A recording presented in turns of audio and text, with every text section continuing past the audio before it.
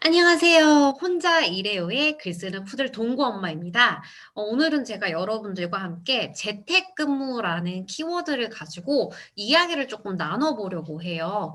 여러분들은 재택근무하면 좀 어떤 생각이 드시나요? 저 같은 경우에는 6년 차 프리랜서로 집에서 일을 하다 보니까 재택근무가 굉장히 좀 익숙한 형태의 근무 방식이거든요.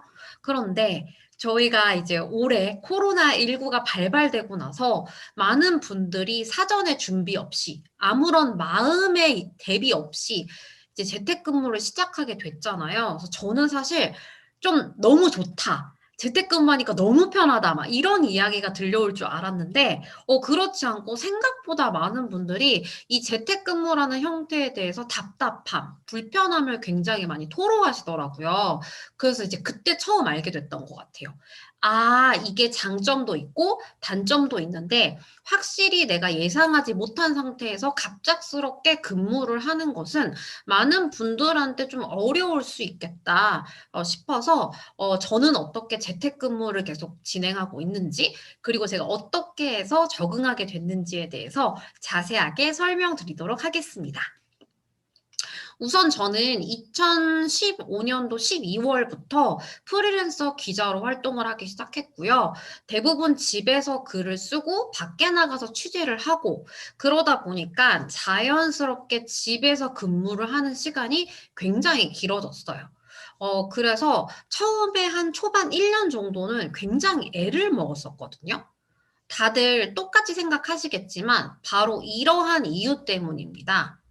첫 번째는 일과 일상이 분리가 안 되는 거예요. 무슨 얘기냐? 잠옷바람으로 나가서 책상 앞에 앉아서 글을 쓰고, 그렇죠. 그런 다음에 시도 때도 없이 카톡이라든지 메일로 연락이 오고, 그러다 보니까 내가 계속 일터에 24시간 있는 것 같은 그런 느낌이 들었고, 반대로 일을 하기 위해 앉아있는 시간 외에 있는 시간도 왠지 대기하는 시간처럼 좀 느껴지기도 했었어요. 그래서 저는 이제 그 시간 동안에 이런 방식도 써보고 저런 방식도 써보고 굉장히 많은 시행착오를 거치면서 루틴화 시키려고 노력을 했고 지금은 굉장히 자동적으로 집에서 일을 하는 형태를 받아들이게 된 것 같습니다. 두 번째로 힘들었던 거는 뭐냐면요.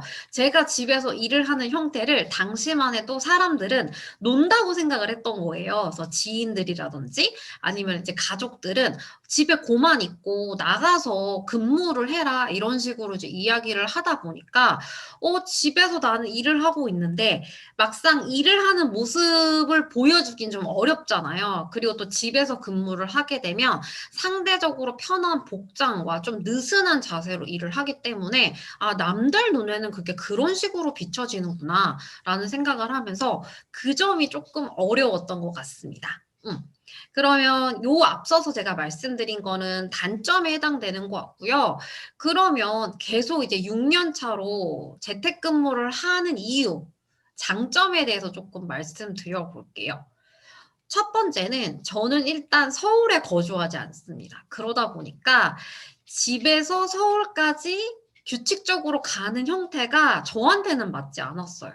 여러분들도 아마 그 지옥의 신도림역이라든지 아니면은 지옥철 9호선 이런 얘기 들어보셨을 거예요. 낮 시간대나 조금 늦은 시간에 전철이라든지 대중교통을 이용해서 서울로 출퇴근하는 형태는 괜찮지만 확실히 붐비는 시간, 그 출퇴근 시간에 맞춰서 이제 수도권에서 서울로 출퇴근을 하게 되면 굉장히 많은 에너지와 시간이 소모되거든요.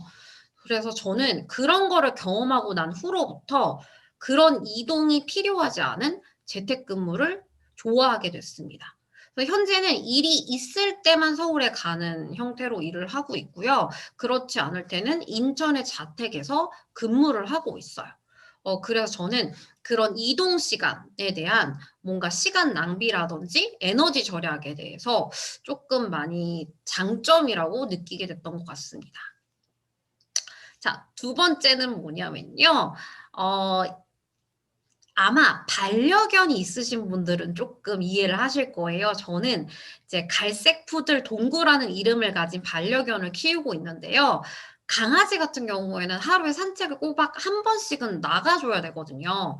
근데 내가 만약에 정기적으로 출퇴근을 하는 형태가 되면 강아지를 집에 혼자 둬야 되고 또 갔다 와서 뭔가 산책까지 시켜주기에는 사실 에너지가 많이 떨어지는 거죠. 그런데 집에서 근무를 하다 보니까 점심 먹고 데리고 나가서 산책을 시키면서 저도 같이 산책을 하게 되고요.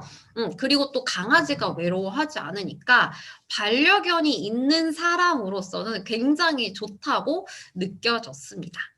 그래서 요게 바로 제가 느꼈던 재택근무의 장점인 것 같아요.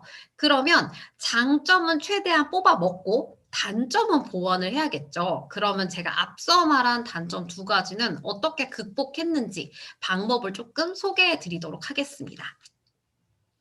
첫 번째, 일과 일상이 분리되지 않는 것은요, 공간을 반드시 분리를 해주셔야 돼요.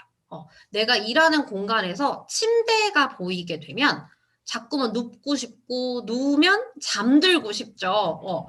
그리고 또 이제 침대가 있는 상태에서 책상이 보이면 책상까지 안 오고 침대에 누워서 생활을 하게 돼요.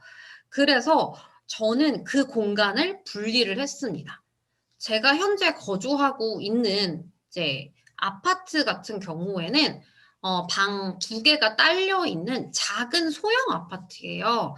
그런데 특이하게도 거실이 트여져 있어서 그래서 뭔가 이제 왔다 갔다 하기 조금 편한 구조, 오픈형 구조로 되어 있거든요. 그래서 저는 아예 이 공간을 내가 쓰겠다라고 해서 책장도 갖다 놓고 그다음에 테이블도 갖다 놓고 이런 식으로 분리를 했어요. 그러니까 즉 거실로 사용하는 방이 제 작업실이자 사무실인 셈이죠.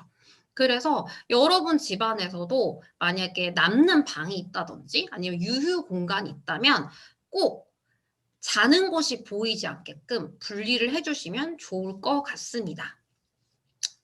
그리고 또 하나는 뭐냐면요. 저희가 사무실에서 일을 할 때 학교 의자를 갖다 놓고 일을 하진 않잖아요. 그러니까 사무용 기기라든지 이런 가구도 세팅이 잘 되어 있어야 돼요. 그래서 실제로 저는 혼자 일하지만 6인용 테이블을 지금 사용하고 있거든요. 그래서 그런 기반 시설을 잘 갖춰 놔야지만 내가 정말 일을 하고 있는 느낌이 들고 또 일을 간이로 한다는 느낌보다는 정말 일하기 편리하다라는 생각이 들기 때문에 그런 OA 환경을 조금 갖춰주시면 좋을 것 같아요. 그래서 저는 노트북 구비되어 있고 그다음에 또 이제 프린터기도 사용을 하고 있고요. 인터넷도 사용이 가능하고 이렇게 환경이 마련이 되어 있습니다. 그런데 아마 대부분의 1인 거주자 분들께서는 원룸이라는 형태에서 살고 계실 것 같고 또 가구가 그렇게 많지 않으실 것 같아요. 그런 경우에는 방을 나눌 수는 없으니 낮은 책장이라든지 이렇게 등이 높은 소파라든지 이런 거를 통해서 침대가 보이지 않게끔 내가 책상에 앉았을 때 침대가 보이지 않게끔 해주시는 게 제일 좋을 것 같습니다. 그리고 또 가구 같은 경우에도 이제 원룸 형태에서는 6인용 테이블 같은 걸 놓기는 좀 어렵잖아요. 그래서 저는 좀 뭘 추천을 드리냐면 원탁을 추천드려요. 원탁 같은 경우에는 일을 할 때는 책상으로 사용할 수 있고 밥 먹을 때는 식탁으로 사용할 수 있고 또 차 마시는 공간으로도 활용할 수 있고요. 확실히 모서리가 없다 보니까 공간을 많이 차지한다라는 느낌이 좀 상대적으로 덜한 것 같습니다. 그래서 이렇게 활용하시면 좋을 것 같고요. 그러면 저만의 필살기 팁을 조금 소개해 드릴게요.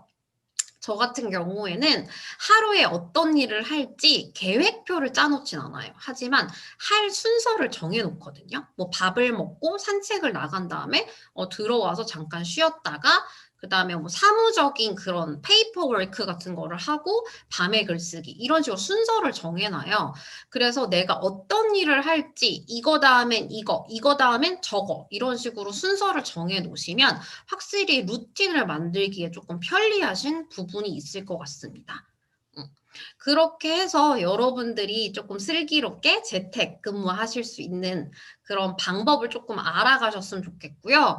그리고 여러분들이 지금 만약에 재택근무가 굉장히 힘드시다면 그거는 당연한 거라고 생각해요. 왜냐면 내가 준비가 하나도 되어 있지 않은 상황에서 그런 상황을 맞닥뜨리게 된 거니까요.